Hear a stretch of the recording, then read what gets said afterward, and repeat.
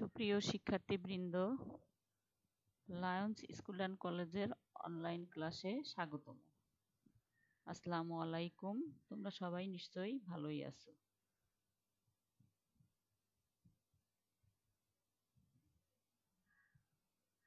আমরা করোনার জন্য অনলাইনে ক্লাস নিচ্ছি, তোমরা নিশ্চয়ই সেগুলো দেখতেছো।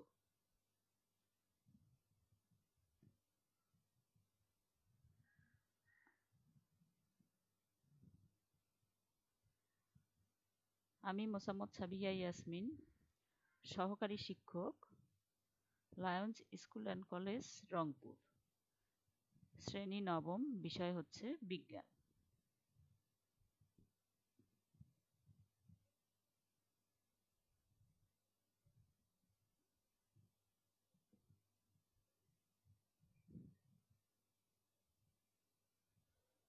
দেখো, আমরা কয়েকটি এখন ছবি লক্ষ্য করব।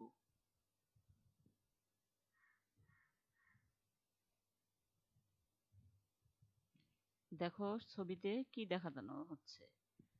আমরা দেখো এখানে কি দেখা হয়েছে, লম্বা যে নালীটি সেটা oesophagus, stomach, gallbladder, small intestine, large intestine, rectum, Anas.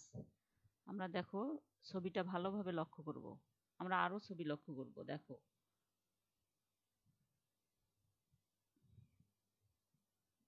দেখো এখানে স্যালাইভারি গ্ল্যান্ড, ইসোফেগাস অর্থাৎ অন্ননালী, স্টোমাক পাকস্থলী, লার্জ ইন্টেস্টাইন, স্মল ইন্টেস্টাইন বৃহদন্ত্র, ক্ষুদ্রান্ত, অ্যানাস পায়ু, দেখো লিভার, গল ব্লাডার, প্যানক্রিয়াস।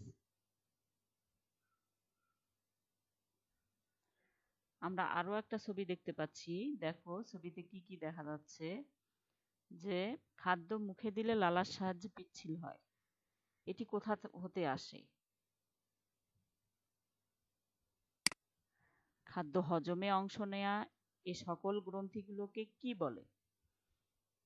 তাহলে আমরা আজকের পাঠের বিষয় পড়ব পরিপাক।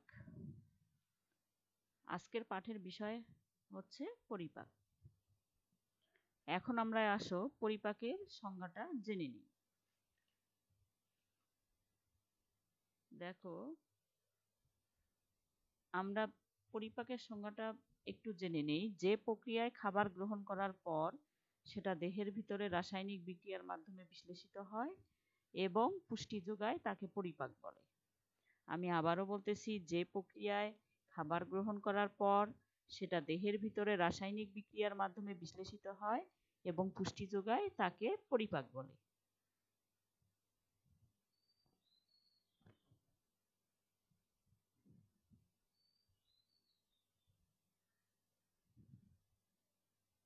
এখন দেখো আমরা একটা ছবি দেখতে পাচ্ছি। দেখো এখানে আমি ছবিতে একটু তোমাদের ধারণা দেওয়ার চেষ্টা করব। দেখো এখানে প্রথমে দেয়া আছে প্যারোটিড গ্ল্যান্ড অর্থাৎ মাউথ ওরাল ক্যাভিটি। দেখো প্যারোটিড গ্ল্যান্ড আমরা জানি কি পরিপাক হচ্ছে দুই ধরনের, একটা হচ্ছে যান্ত্রিক, অপরটি হচ্ছে রাসায়নিক প্রক্রিয়া। যান্ত্রিক প্রক্রিয়ায় আমরা যে খাবারটা খাই, যেটা আমরা চাবাই, সেটা হলো যান্ত্রিক প্রক্রিয়া। অর্থাৎ যান্ত্রিক প্রক্রিয়াটা আমরা এখন যে খাবারটা খাই, অর্থাৎ সেটা আবার আমরা লালার সাহায্যে কি হয়, সেটা মিশ্রিত হয়। এই আমাদের এই লালাটা আবার তিন ধরনের। একটা হচ্ছে প্যারোটিড, সাবলিঙ্গুয়াল, আর অপরটি হচ্ছে সাবমেন্ডিবুলার, অর্থাৎ যেটাকে আমরা এখানে দেখো স্যালাইভারি গ্ল্যান্ড বলছি। আমি আবার পরবর্তী ছবিতে আবার তোমরা দেখতে পাবে। এখন আমরা একটু ধারণা নিয়ে নেই। এখানে স্যালাইভারি গ্ল্যান্ড সম্বন্ধে বলা হচ্ছে। দেখো প্যারোটিড গ্ল্যান্ড, সাবলিঙ্গুয়াল গ্ল্যান্ড আর হচ্ছে সাবম্যান্ডিবুলার গ্ল্যান্ড। এখন এখানে দেখো প্যারোটিড হচ্ছে, আমরা লক্ষ্য করব একটু, আমি তোমাদের ধারণা দেই। দেখো প্যারোটিড হচ্ছে দুই কানের নিচে, সাবলিঙ্গুয়াল হচ্ছে দুই জিহ্বার নিচে, আর সাবমেন্ডিবুলার হচ্ছে 2 চোয়ালের নিচে। আমরা এই লালাগ্রন্থি থেকে যে নিঃসৃত রসটা পাবো তাকে আমরা বলবো স্যালাইভা। অর্থাৎ লালাগ্রন্থি থেকে যে রসটা নিঃসৃত হবে সেটাকে আমরা বলবো স্যালাইভা। স্যালাইভাতে আবার কি কি থাকে? টায়ালিন মল্টিস থাকে, যেটা খাবারের সাথে মিশে খাবারটাকে একটা দলায় পরিণত করে। ঠিক আছে, এখন দেখো কি কি দেখানো হয়েছে। স্টোমাক, প্যানক্রিয়াস, দেখো লার্জ ইন্টেস্টাইন আমরা এর আগের ছবিতে দেখলাম। Transverse colon, descending colon, ascending colon, অর্থাৎ এখানে আমরা কোলন দেখব 3 ধরনের। একটা হচ্ছে দেখো ঊর্ধ্বমুখী কোলন, নিম্নমুখী কোলন, আর একটা হচ্ছে অনুপ্রস্থ কোলন। তারপর দেখানো হয়েছে এখানে sigmoid colon, rectum, appendix, anal canal. আর অপর পাশে দেখো মাউথ ওরাল ক্যাভিটি, টাংকে দেখানো হয়েছে ইসোফেগাস, লিভার, গলব্লাডার, স্মল ইন্টেস্টাইনকে দেখানো হয়েছে ডিউডেনাম, জেজুনাম, আর হচ্ছে ইলিয়াম, আর লাস্টে দেখানো হয়েছে অ্যানাস্কি।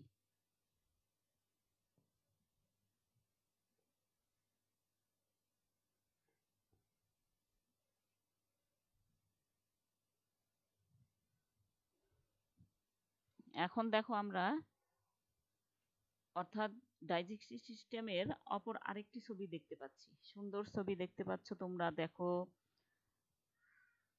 মাউথ অর্থাৎ মুখ, অর্থাৎ দেখো আমরা যে খাবারটা প্রথমে অর্থাৎ গ্রহণ করব সেই খাবারটা সেই মুখ দিয়ে যাবে। তারপর দেখো স্লাইভারি গ্ল্যান্ড, আমি যেটা বললাম, অর্থাৎ ওটা আবার 3 ধরনের। দেখো এখানে আবার দেখানো হয়েছে সেটাকে দেখো কি কি দেখানো হয়েছে। আমি আবারও বলতেছি, প্যারোটিড গ্ল্যান্ড, সাবলিঙ্গুয়াল গ্ল্যান্ড, আর আরেকটা হচ্ছে ম্যান্ডিবুলার। 2 কানের নিচে প্যারোটিড, 2 জিহ্বার নিচে সাবলিঙ্গুয়াল, আর হচ্ছে 2 চোয়ালের নিচে সাব ম্যান্ডিবুলার। তাহলে দেখো এই খাবারটা আসবে অর্থাৎ স্লাইভারি গ্ল্যান্ড দিয়ে মিশ্রিত হয়ে অর্থাৎ ইসোফেগাস অন্ননালী দিয়ে যে প্রক্রিয়ায় পাকস্থলীতে পড়বে সেটাকে আমরা বলবো কি? পেরিস্টালসিস প্রক্রিয়া। ঠিক আছে, খাবারটা আমরা গ্রহণ করার পর অন্ননালী দিয়ে যে প্রক্রিয়ায় পাকস্থলীতে আসবে তাকে আমরা বলবো পেরিস্টালসিস। পেরিস্টালসিস প্রক্রিয়া। তোমাদের কোশ্চেন হতে পারে যে পেরিস্টালসিস প্রক্রিয়া কাকে বলে। তাহলে দেখো এখানে লিভার, গলব্লাডার সুন্দরভাবে দেখানো হয়েছে, স্টোমাক, প্যানক্রিয়াস, অর্থাৎ এখানে আমরা দেখো আমরা খাবারটা তারপর পাকস্থলীতে চলে গেছে। অর্থাৎ আমরা যে এর আগে দেখলাম যে স্যালাইভাতে টায়ালিন মল্টেস খাবারের সাথে মিশে, অর্থাৎ আমরা যে খাবারটা গ্রহণ করলাম টায়ালিন মল্টেস থেকে খাবারটাকে মিশে একটা দলায় পরিণত করলো। দলায় পরিণত করলে কি করলো? টায়ালিন জটিল শর্করাকে ভেঙে মল্টোজে রূপান্তরিত করে। অর্থাৎ টায়ালিনটা জটিল শর্করাকে ভেঙে মল্টোজে রূপান্তরিত করবে। এটা আবার মল্টোজকে ভেঙে গ্লুকোজে পরিণত করবে। আমরা তো এর আগেই দেখলাম যে অন্ননালী দিয়ে যে প্রক্রিয়ায় খাবারটা যায় তাকে আমরা পেরিস্টালসিস প্রক্রিয়া বলবো। পাকস্থলীতে যাওয়ার পর কি হয়, তোমাদের যেটা হচ্ছে রাসায়নিক প্রক্রিয়াটা আছে, আমরা দেখতেছি যে আমরা পরিপাকের সংজ্ঞাটা আমরা এর আগে জানলাম। তারপর আমরা একটু জেনে নেই যে পৌষ্টিকতন্ত্রের সংজ্ঞাটা, যে তন্ত্রের সাহায্যে খাদ্যদ্রব্য ভেঙে দেহের গ্রহণ উপযোগী উপাদানে পরিণত ও শোষিত হয় তাকে পৌষ্টিকতন্ত্র বলে। আমরা আবার জানবো যে যে তন্ত্রের সাহায্যে খাদ্যদ্রব্য ভেঙে দেহের গ্রহণ উপযোগী উপাদানে পরিণত ও শোষিত হয় তাকে পৌষ্টিকতন্ত্র বলে। অর্থাৎ আমরা এখানে খাবারটা যে পাকস্থলীতে আসলো, পাকস্থলীতে আসার পর খাবারটা কি হলো? হাইড্রোক্লোরিক অ্যাসিডের সঙ্গে মিশ্রিত হলো এবং ব্যাকটেরিয়াগুলো অলরেডি ধ্বংস হয়ে গেল। ঠিক আছে, অর্থাৎ মুখে পরিপাকে অংশ নেয়ার পর যেটা হবে যে মুখে আমিষ ও স্নেহ পরিপাকের কোনো এনজাইম বা হরমোন এখানে থাকবে না। অর্থাৎ এখানে নেই, মুখে শুধু মাত্র কি আছে? লালা। লালাতে কি আছে? লালাতে 2টি জিনিস আছে, এটা হচ্ছে টায়ালিন আর একটা হচ্ছে মল্টেজ। এটি শুধুমাত্র কিন্তু শর্করাকে ভাঙবে। আর এখানে খাদ্য গ্রহণ যখন পাকস্থলীতে গেছে সেই স্টোমাক থেকে একটা জুস নিঃসৃত হবে, সেটাকে আমরা কি বলবো? সেটাকে আমরা বলবো গ্যাস্ট্রিক জুস। গ্যাস্ট্রিক জুসের মধ্যে নিঃসৃত হওয়ার ফলে ব্যাকটেরিয়াগুলো কি হবে? মরে যাবে, আর হাইড্রোক্লোরিক অ্যাসিড নিঃসৃত হবে। গ্যাস্ট্রিক জুস, আমি আবারও বলতেছি, গ্যাস্ট্রিক জুস নিঃসরণ হওয়ার ফলে কি হবে? ব্যাকটেরিয়াগুলো মরে যাবে আর হাইড্রোক্লোরিক অ্যাসিড নিঃসৃত হবে। আমাদের পাকস্থলীতে কি থাকবে, কি কি থাকবে? এখন আরো একটা জিনিস লক্ষ্য করো যে এখানে নিষ্ক্রিয় পেপসিনোজেন থাকবে, যেটাকে সক্রিয় পেপসিজেনে রূপান্তরিত করবে। আর আমিষ কি করবে? আমিষটা দেখো কি করবে। আমিষটা আমরা লক্ষ্য করতেছি রাসায়নিক প্রক্রিয়াটা, ভালো করে দেখো তোমরা। আমিষটা কি করবে? আমিষটা হচ্ছে পেপটন আর পলিপেপটাইডে রূপান্তরিত করবে। আমি আবারও বলতেছি, আমিষটা পেপটন ও পলিপেপটাইডে রূপান্তরিত করবে। এখানে কি হবে? পাকস্থলীতে থেকে পিত্তরসের সাথে মিশ্রিত হবে, আবার পিত্তরস থেকে আসার পর মিশ্রিত হওয়ার পর অগ্নাশয় রসের সাথে মিশ্রিত হবে। অর্থাৎ এই গোটাল প্রক্রিয়াটাকে আমরা কি বলবো? কাইম, যেটাকে আমরা বাংলায় বলতেছি পাকমণ্ড।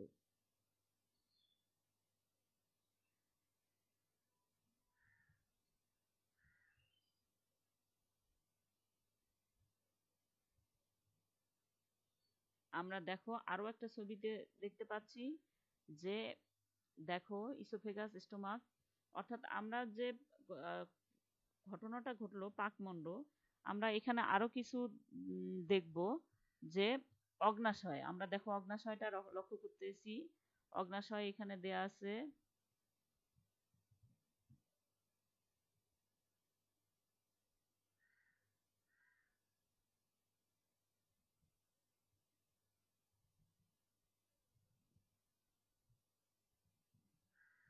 এখানে দেখো লিভার দেখানো হয়েছে সুন্দরভাবে, যকৃত, আন্ত্রিক গ্রন্থি দেখানো হয়েছে।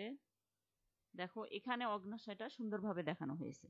দেখো অগ্নাশয় রসে থাকবে আবার trypsin, lipase, amylase.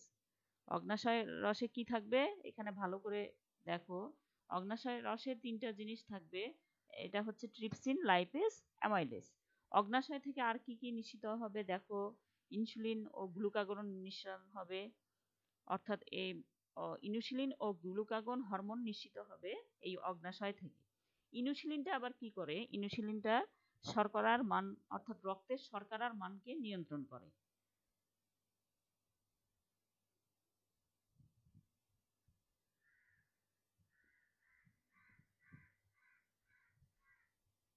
After viewing this animation, আমরা একটা you ভিডিও will be দেখে able to describe the pathway and সুস্পষ্ট events that ধারণা occur নিব। during digestion within the digestive system and its supporting glands. Digestion starts in the mouth, also known as the oral cavity, where mastication occurs. This is the process of chewing and mechanically breaking down the food bolus. Chemical digestion starts when the salivary glands release saliva into the oral cavity. Saliva is rich in amylase, an enzyme that breaks down carbohydrates. After the bolus has been broken down adequately, swallowing begins. The food bolus passes through the pharynx and into the esophagus. Peristalsis, which is rhythmic contractions of the muscle layers, pushes the bolus down the esophagus. The bolus passes into the stomach through the lower esophageal sphincter. This sphincter normally remains closed, preventing reflux of the stomach contents. The stomach is divided into anatomical regions: the cardia, fundus, body, and antrum. The muscular outlet of the stomach is called the pylorus. The surface of the lumen is covered in folds called rugae. Peristaltic contractions continue in the stomach, churning and mixing the food bolus with hydrochloric acid and the digestive enzyme pepsin.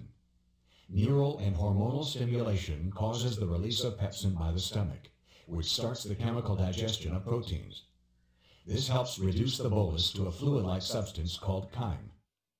When the chyme reaches its proper softness, the pylorus opens and the chyme is slowly released into the first portion of the small intestine, called the duodenum. Peristaltic contractions continue in the duodenum. It is within the duodenum that the chyme mixes with pancreatic juice and bile. The process of digestion causes neural and hormonal stimulation of the pancreas to release pancreatic juice. Specialized pancreatic cells produce the pancreatic juice. The juice contains digestive enzymes and bicarbonate. The major digestive enzymes are amylase, which digests carbohydrates, lipase, which digests fats, and protease, which digests proteins. When pancreatic cells release the juice, it flows through tiny pancreatic ducts, which lead to the main pancreatic and accessory pancreatic ducts. Then, the juice is released into the duodenum through the major and minor papillae, where it mixes with the chyme. In order to protect the pancreas, protease is released in an inactive form and is activated once it reaches the duodenum. Bicarbonate within the juice acts to neutralize the acidic chyme, which creates a favorable environment for the digestive enzymes to function. Located above and in front of the pancreas, the liver has many roles, including the maintenance of metabolic homeostasis. The liver maintains this because it receives most of the blood flow via the portal venous system from the small and large intestines. This blood contains nutrients absorbed during digestion. The liver processes these nutrients and vitamins and helps detoxify the blood passing through the portal venous system. Another role of the liver is the production of bile, which is a liquid that contains bile salts and other substances. Bile salts emulsify fat within the small intestine. Liver cells, known as hepatocytes, secrete the constituents of bile into tiny bile canaliculi, which flows into larger hepatic ductules that eventually combine to form the right and left hepatic ducts. Bile then flows into the common hepatic duct and cystic duct, where it enters the gallbladder to be concentrated and stored. During digestion, the gallbladder contracts and pushes the bile through the cystic duct and common bile duct, where they join the pancreatic duct at the hepatopancreatic ampulla. The bile then empties into the duodenum through the major papilla. The bile mixes with the chyme and helps to digest fat. The chyme continues to mix with the digestive enzymes as it moves through the duodenum and into the jejunum, the second portion of the small intestine. Nutrients from the digested food are absorbed into the bloodstream in the jejunum. The bolus moves through the jejunum and reaches the ileum, where there is more nutrient absorption. The unabsorbed portion of the bolus passes out of the ileum and into the large intestine through the ileocecal valve. The first portion of the large intestine is called the cecum. The main function of the large intestine is to absorb water and solutes, such as fatty acids, which help concentrate and form the stool. The bolus is pushed by a peristaltic wave up and through the ascending colon, which passes through the first major bend in the colon, the hepatic flexure. The bolus is now pushed through the transverse colon and then travels through the second major bend, the splenic flexure. Then the bolus moves down the descending colon and into the sigmoid colon before entering the rectum. The formed stool enters and is stored in the upper portion of the rectum. The anus contains anal sphincter muscles that remain tightly closed until neural input causes the rectum to widen. Then the stool descends, the anal sphincter relaxes, and defecation occurs.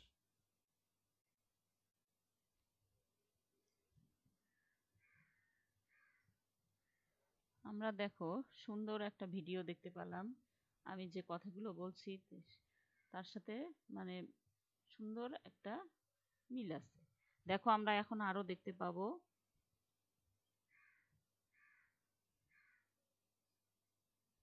নিচের ছবিগুলো লক্ষ্য করো তোমরা।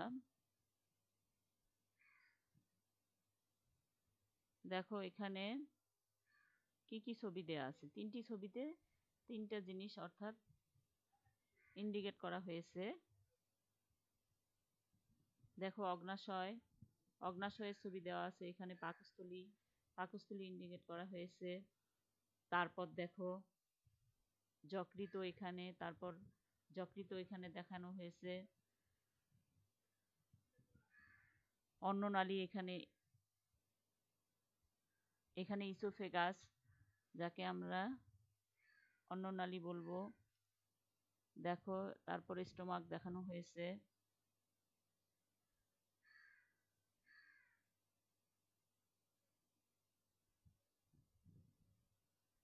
এখানে দেখো একটা সুন্দর চিত্র দেখানো হয়েছে। দেখো এখানে কি হচ্ছে, দেখো যকৃত, অগ্নাশয় সুন্দরভাবে দেখানো হয়েছে। এখন দেখো, এখন পিত্তথলি থেকে কিভাবে পিত্তরস, অর্থাৎ দেখানো হয়েছে যে পিত্তথলি থেকে পিত্তরস, পিত্তরস চর্বি জাতীয় খাদ্যকে ভেঙে ক্ষুদ্র ক্ষুদ্র কণায় পরিণত করে। দেখো পিত্তথলি, পিত্তরস, পিত্তথলি থেকে পিত্তরস আসে সেটাকে কি করে, পিত্তরস আবার সেটাকে চর্বি জাতীয় খাদ্যকে ভেঙে ক্ষুদ্র ক্ষুদ্র কণায় পরিণত করে। দেখো যকৃত, অর্থাৎ আমরা এখানে যকৃতের, এখন যকৃত সম্বন্ধে জানবো যে যকৃত পাকস্থলীর ডান পাশে অবস্থিত, লালচে খয়েরি বর্ণের, ডান ও বাম দুটি খণ্ডে বিভক্ত। এটি অসম্পূর্ণ 4টি প্রকোষ্ঠে বিভক্ত। প্রতিটি খণ্ডে অসংখ্য লোবিউল থাকে। লোবিউল প্রতিটি কোষকে যকৃত কোষ বলে। যকৃত কোষ থেকে পিত্তরস তৈরি হয়। আমরা এখানে আরো একটু জানবো যে যকৃতে বিভিন্ন রকম এখানে জৈব রাসায়নিক কার্যাবলী ঘটে থাকে, সেজন্য একে যে রসায়ন গবেষণাগার বলা হয়। তোমাদের এই কোশ্চেনটা আসে যে যকৃতকে জৈব রসায়নগার কেন বলা হয়ে থাকে। তাইলে আমরা এখানে, তোমরা এভাবে বলবে যে যকৃতে বিভিন্ন রকম জৈব রাসায়নিক বিক্রিয়া ঘটে থাকে, সেজন্য একে রসায়নগার বা অর্গানিক ল্যাবরেটরি বলা হয়।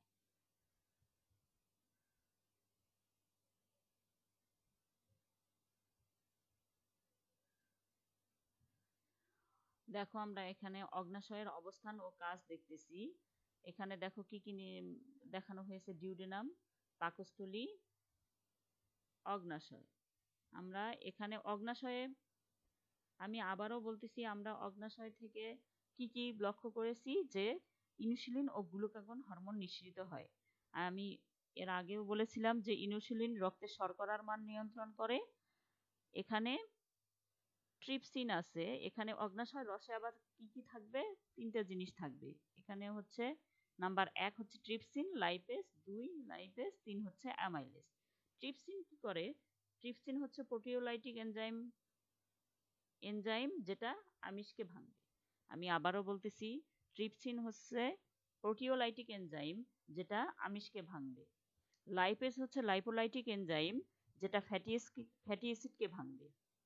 লাইপেজ হচ্ছে লাইপোলাইটিক এনজাইম যেটা ফ্যাটি অ্যাসিডকে ভাঙবে। আর অ্যামাইলেজ হচ্ছে এটা কার্বোহাইড্রেটকে ভাঙবে। এখানে কার্বোহাইড্রেট অ্যামাইলেজের সহায়তায় কি হবে, গ্লুকোজে পরিণত হবে। প্রোটিন আর পলিপেপটাইড ট্রিপসিনের সহায়তায় দেখো অ্যামাইনো অ্যাসিডে রূপান্তরিত হবে। আর বাকি থাকলো ফ্যাট, ফ্যাটকে ভেঙে লাইপেজের সহায়তায় ফ্যাটি অ্যাসিড ও গ্লিসারলে পরিণত হবে। আমি আবারও বলতেছি, ফ্যাটকে ভেঙে লাইপেজের সহায়তায় ফ্যাটি অ্যাসিড এবং গ্লিসারলে পরিণত হবে।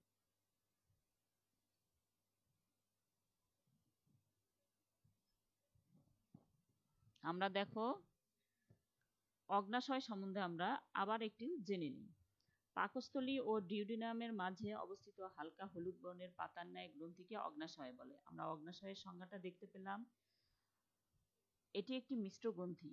যখন এখান থেকে এনজাইম নিঃসৃত হয় তখন এটি বহিঃক্ষরা গ্রন্থি রূপে কাজ করে। এখান থেকে ট্রিপসিন, অ্যামাইলেজ, লাইপেজ নামক এনজাইম নিঃসৃত হয়। যখন এখান থেকে হরমোন নিঃসৃত হয় এটি অন্তঃক্ষরা গ্রন্থি রূপে কাজ করে, তখন এটি অন্তঃক্ষরা গ্রন্থি রূপে কাজ করে। এখান থেকে ইনসুলিন ও গ্লুকাগন হরমোন নিঃসৃত হয়। দেখো এখানে সুন্দরভাবে আমরা 3 জোড়া লালাগ্রন্থিকে ইন্ডিকেট করেছি। দেখো আমরা তো জানি যে মানুষের 3 জোড়া লালাগ্রন্থি আছে। একটা হচ্ছে, আমি তোমাদের প্রথমেই ধারণা দিয়েছি যে 3 জোড়া লালাগ্রন্থি আছে। দেখো আমরা এখানে সুন্দরভাবে দেখতে পাচ্ছি যে দুই কানের নিচে প্যারোটিড, অর্থাৎ 2 কানের নিচে প্যারোটিড, সাবলিঙ্গুয়াল হচ্ছে 2 জিহ্বার নিচে, আর সাবমেন্ডিবুলার হচ্ছে 2 চোয়ালের নিচে। দেখো প্রথমে দেখানো হয়েছে, এখানে সুন্দরভাবে দেখানো হয়েছে। দেখো প্যারোটিড গ্রন্থি 2 পাশে 1 জোড়া, অর্থাৎ যেটা আমি বলছিলাম যে 2 কানের নিচে। সাবলিঙ্গুয়াল একজোড়া, আমি যেটা বলছিলাম যে 2 চোয়ালের নিচে। সাবমেক্সিলারি গ্রন্থি একজোড়া, যেটা আমি বলছিলাম 2 জিহ্বার নিচে, অর্থাৎ জিহ্বার নিচে যেটা। এখান থেকে নিঃসৃত পদার্থ দেখো লালারস, টায়ালিন, এনজাইম ও পানি।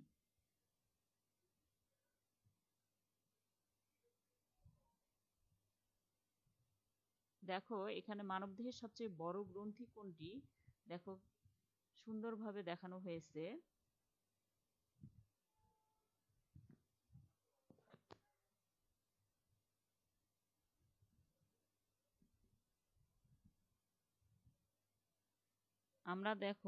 আমরা তো সুন্দরভাবে দেখো, এখানে তো আমি প্রথমেই তোমাদের বলছি যে খাবারটাকে আমি আবার সংক্ষেপে বলতেছি যে খাবারটাকে আমরা প্রথমে মুখ দিয়ে ভক্ষণ করার পর অন্ননালী দিয়ে পাকস্থলীতে আসবে, অর্থাৎ সেখানে লালার সাহায্যে, অর্থাৎ লালাতে আবার দেখো আমি বলছি কি কি এনজাইম থাকে লালাতে, আবার কি অর্থাৎ যেটাকে আমরা স্যালাইভা বলবো, স্যালাইভাতে থাকবে টায়ালিন মল্টেজ, খাবারের সাথে মিশ্রিত করে একটা দলায় পরিণত হবে। সেই দলাটা আসবে অন্ননালী দিয়ে, অর্থাৎ যেটাকে আমরা ইসোফেগাস বলবো। অন্ননালী দিয়ে যে প্রক্রিয়ায় পাকস্থলীতে আসবে সেটাকে আমরা কি বলবো, প্যারিস্টালসিস প্রক্রিয়া। প্যারিস্টালসিস প্রক্রিয়া অর্থাৎ এখানে টায়ালিন আছে, টায়ালিনটা আবার জটিল শর্করাকে ভেঙে মল্টোজে পরিণত করবে, মল্টোজকে ভেঙে গ্লুকোজে পরিণত করবে। আর পাকস্থলীতে যাওয়ার পর খাবারটা কি হবে, সেখানে হচ্ছে কি হবে, পাকস্থলীতে যাওয়ার পর স্টোমাক থেকে জুস নিঃসরণ করবে, যেটাকে আমরা গ্যাস্ট্রিক জুস বলবো। গ্যাস্ট্রিক জুসের মধ্যে নিঃসৃত হওয়ার ফলে কি হবে, ব্যাকটেরিয়াগুলো মরে যাবে, এখান থেকে হাইড্রোক্লোরিক অ্যাসিড নিঃসৃত হবে।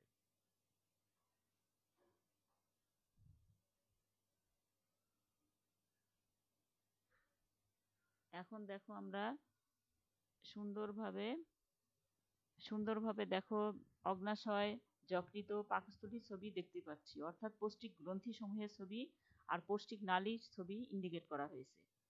পৌষ্টিক নালীর ছবি আর পৌষ্টিক গ্রন্থির ছবি দেখো ইন্ডিকেট করা হয়েছে।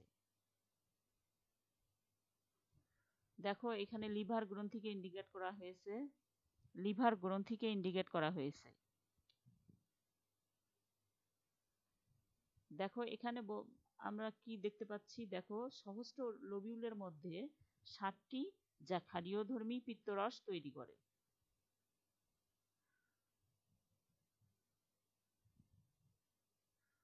এখানে দেখো সুন্দরভাবে দেখানো হচ্ছে গ্রন্থিগুলোর নাম ও অবস্থান। দেখো ডিউডেনামকে আবারও দেখানো হয়েছে, পাকস্থলীকে ইন্ডিকেট করা হয়েছে। দেখো পিত্তরস থেকে অর্থাৎ দেখো পিত্তরস থেকে কিভাবে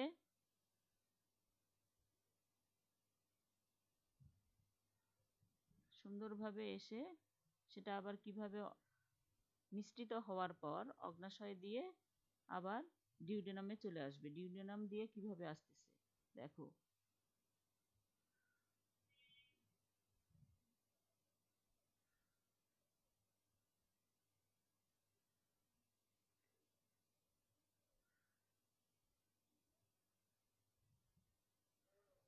এখানে দেখো পিত্তনালী ও অগ্নাশয় নালী কিভাবে মিলিত হয়েছে সুন্দরভাবে দেখানো হয়েছে। পিত্তনালী, পিত্তরস থেকে দেখো পিত্তরস নিঃসৃত হয়ে পিত্তনালী দিয়ে কিভাবে অগ্নাশয়ে এসে দুটা একসাথে কানেক্ট হয়েছে, এখানে সুন্দরভাবে দেখানো হয়েছে। দেখো পিত্তথলি, রস গাঢ় সবুজ ও তিক্ত স্বাদ। আমি বললাম যে পিত্তথলি থেকে রস নিঃসৃত হওয়ার পর সেটা কিভাবে দেখো আসবে, পিত্তথলি থেকে রস গাঢ় সবুজ এবং তিক্ত স্বাদযুক্ত।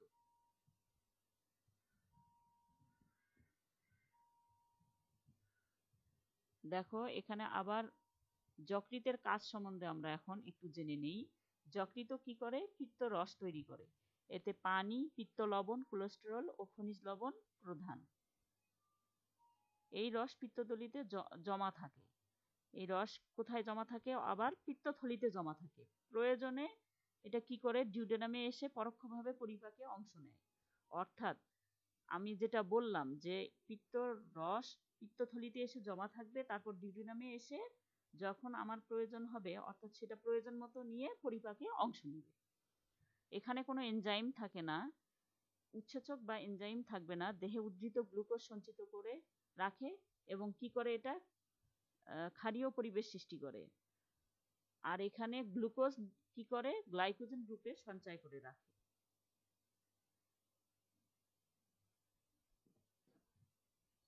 দেখো পিত্তরস আবার কি করে চর্বি জাতীয় খাদ্যকে ক্ষুদ্র দানায় পরিণত করে। এখানেই কিন্তু ক্ষারীয় পরিবেশটা সৃষ্টি হবে। ঠিক আছে, দেখো সুপ্রিয় শিক্ষার্থীবৃন্দ, যকৃৎ থেকে আসা অতিরিক্ত অ্যামাইনো অ্যাসিড এটা আবার কি করে বিভিন্ন রাসায়নিক বিক্রিয়ার মাধ্যমে নাইট্রোজেন ঘটিত বর্জ্য সৃষ্টি করে। দেখো কি কি বর্জ্য পদার্থ, ইউরিয়া, ইউরিক অ্যাসিড আর হচ্ছে অ্যামোনিয়া। ইউরিয়া, ইউরিক অ্যাসিড আর হচ্ছে অ্যামোনিয়া। এখন দেখো অগ্নাশয় থেকে কিভাবে আসতেছে। দেখো অগ্নাশয়ে রস নালীপথে কোথায় প্রবেশ করতেছে। আমরা অগ্নাশয়টাকে বের করে আনলাম। দেখো মিশ্র গ্রন্থি অগ্নাশয়ে দু ধরনের কাজ করে। দেখো এনজাইম নিঃসরণ করে, এনজাইম নিঃসরণ বা বহিঃক্ষরা। এখানে বলছে যে হরমোন নিঃসরণ বা অন্তঃক্ষরা নালীবিহীন।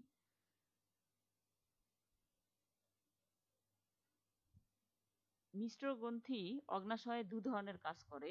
দেখো এখানে অগ্নাশয় আমি এর আগেই বলছি যে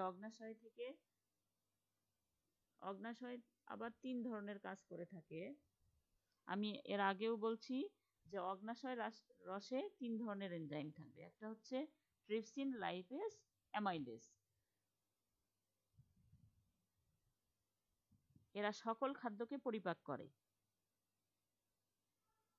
দেখো আমি এর আগেও বলছি তোমাদের, এখন আবারও দেখো যে অগ্নাশয় গ্লুকাগন, লাইপেজ, অ্যামাইলেজ এরা কি করে শরীরবৃত্তীয় কাজে ভূমিকা রাখে। দেখো আমরা এখন গ্যাস্ট্রিক গ্রন্থির অবস্থানটা দেখতে পাচ্ছি। আমি এর আগেও বলছি তোমাদের যে পাকস্থলী থেকে এক প্রকার জুস নিঃসরণ হয়। পাকস্থলী থেকে এক প্রকারের জুস নিঃসরণ হয়, সেটাকে আমরা গ্যাস্ট্রিক জুস বলবো। গ্যাস্ট্রিক জুসের সাথে খাবারটা মিশ্রিত হবে, আবার এখান থেকে হাইড্রোক্লোরিক অ্যাসিড নিঃসরণ হবে, আর এখানেই ব্যাকটেরিয়াগুলো মরে যাবে। তাহলে গ্যাস্ট্রিক গ্রন্থির অবস্থানটা আমরা লক্ষ্য করতেছি। দেখো এই গ্রন্থি থেকে গ্যাস্ট্রিক রস বা পাচক রস নিঃসৃত হয়। এখন আমরা দেখব যে আন্ত্রিক গ্রন্থি। আন্ত্রিক গ্রন্থি দেখো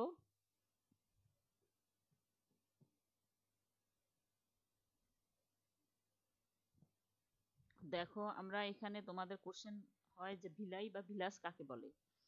ক্ষুদ্রান্তের প্রাচীরে ভিলাই এ আন্ত্রিক গ্রন্থি থাকে এবং আন্ত্রিক রস নিঃসৃত করে, অর্থাৎ ক্ষুদ্রান্তের প্রাচীরে ভিলাইয়ের অবস্থান।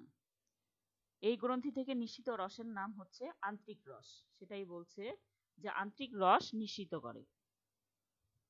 খাদ্যের উপর গ্রন্থিগুলোর কাজ আমরা এখন কি করব লক্ষ্য করে থাকি।